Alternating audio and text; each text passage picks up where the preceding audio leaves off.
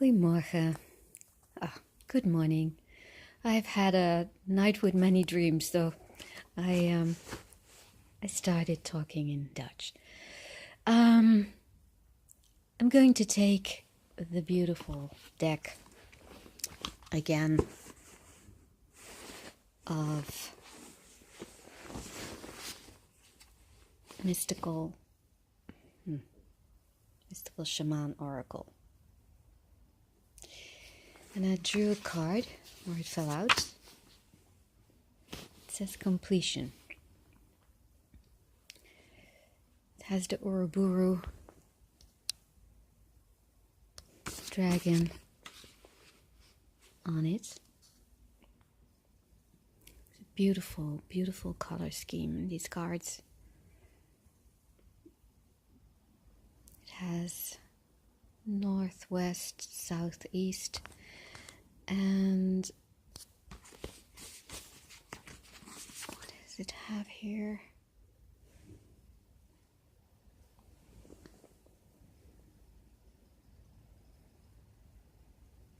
I don't exactly know what's in the middle. Looks like a heart and a beak. And there's the earthy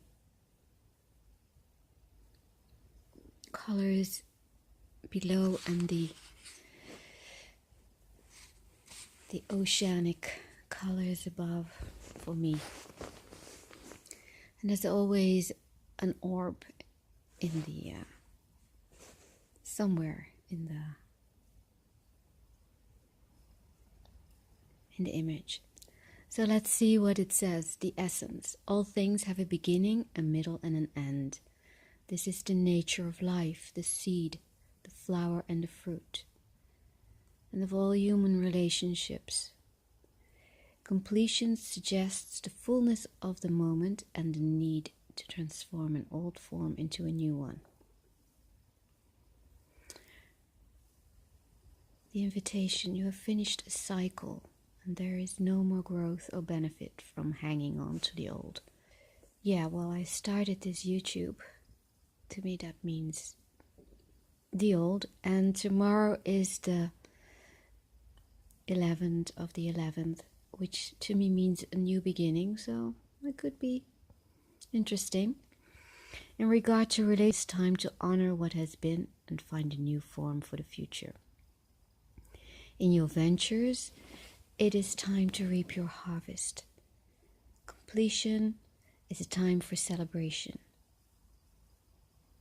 I have to read this because the record button is over the letters.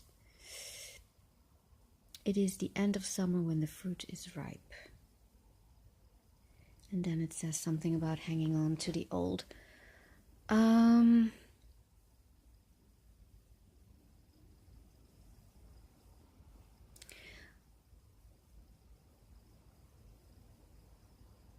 Old yesterday. I'm in the Pocket Project, as you might know. It's a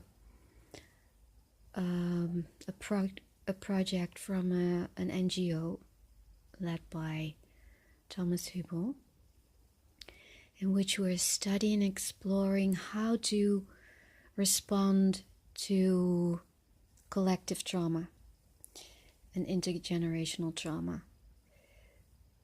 For personal trauma, we can go to a therapist. I've been a therapist for a long time, and I've dealt with my own personal trauma and that of 1,800 people.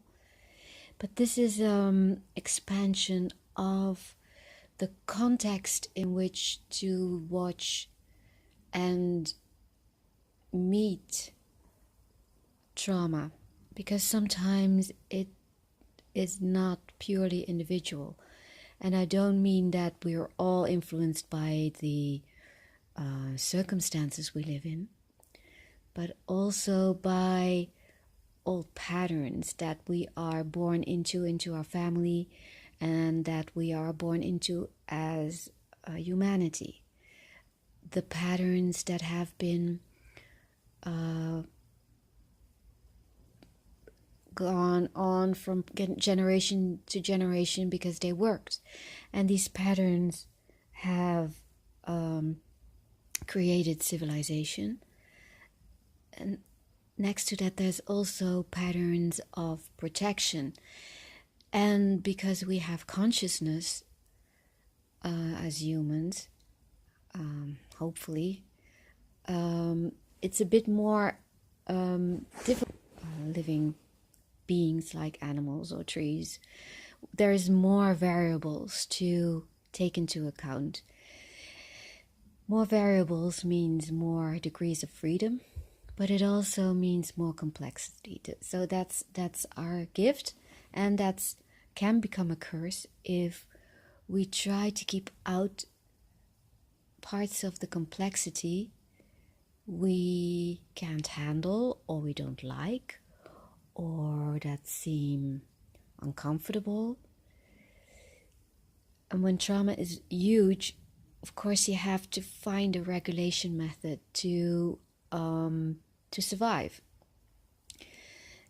The point is, in a human brain we can kinds of threats, or we can remember stories of threats from others, from our family members, from our history books, that can activate regulation systems in ourselves, that or in society, but that's a whole different chapter. I'm talking about personal. It's activated when we perceive a threat, and as human beings, the threat isn't always real. Actually, there. Yesterday was an auspicious day in Germany.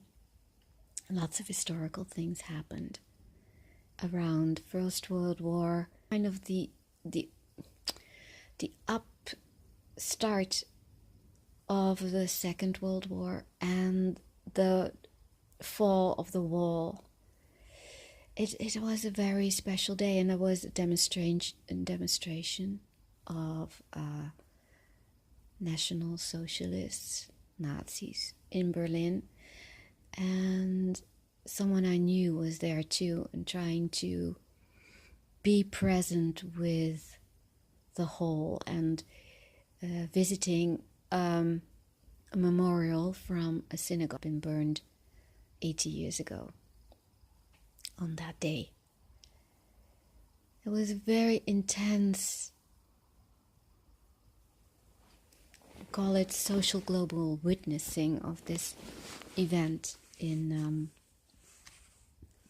Berlin, and we talked about to that, how in our families from different countries we had experienced similar patterns and processes.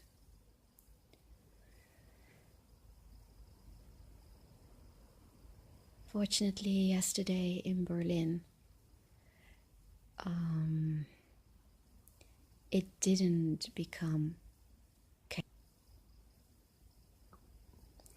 I don't know what else to say about this. I haven't really processed it all yet. I need a little bit more time.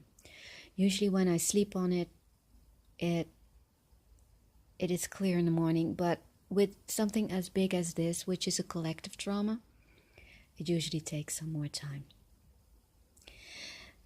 And I usually dream in the mornings, which I did this morning too. And I was with my brother at a lake in our birth town that had frozen over, and we learned how to ice skate there when we were young. We were adults, like we are now, standing at the shore, and the lake was singing. It had a special sound. We were standing near a bubble of ice that was less dense, less frozen than the other part of the lake. There was always these parts that were, for some reason or another, didn't freeze over that easily. And that part of the lake was really a singing bowl. It had a beautiful. It made me realize that even when we are frozen into our regulation, when we are frozen into patterns that we think are safe, there is still a ring to it. There is still a song in it. There is still to it. And I thought that was good news, because if we can find the song of frozenness, we can compose a new healing song out of that, and bring the trauma that hadn't come to completion, because that's what trauma is. It didn't finish its circle, and then it keeps repeating itself. And if we can make the frozenness sing and hear its own beauty and dignity, give it dignity, let it experience its own dignity, which is, we found yesterday, such an important aspect of healing and of being human, feeling human, not feeling excluded.